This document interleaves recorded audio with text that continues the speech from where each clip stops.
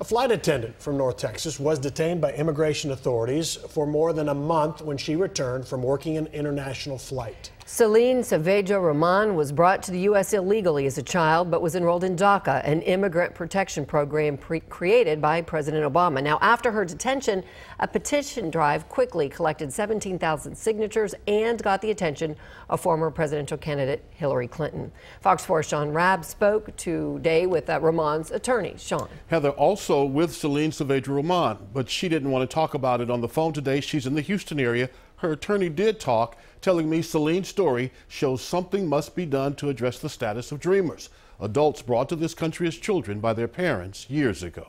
We were very surprised that it took them that long to release her. Immigration attorney Belinda Arroyo talking about Mesa Airlines flight attendant Celine Saavedra Roman, who was brought to America from Peru by parents at age 3. We were already representing her. Her husband is a U.S. citizen. He had already filed a petition for her, and she was in the beginning steps of filing for her residency through her U.S. citizen husband.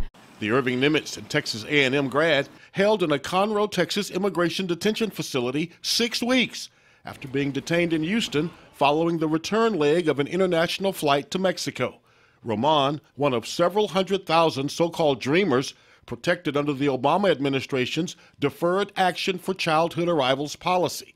But the travel freedoms dreamers enjoyed restricted under the Trump administration. When we got news last week that they had requested to have her DACA revoked or to look into revoking her DACA, we decided that we needed to make the public aware of what was going on in her case, and thankfully she was released fairly quickly after that. Her plight took flight after being reported on a travel website.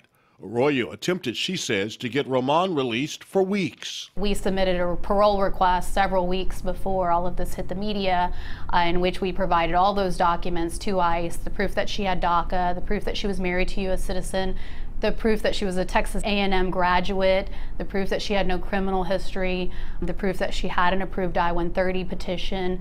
That form, I-130, allowed Roman to seek permanent legal status through her American husband. That process now on hold. But now we have to figure out the next steps and how we are going to defend her against being removed from the United States, because it is still unsure. So tonight she's out on a type of parole, but not yet cleared for landing to resume her life. She faces a first hearing April 4th, an immigration court date, and could still face deportation charges.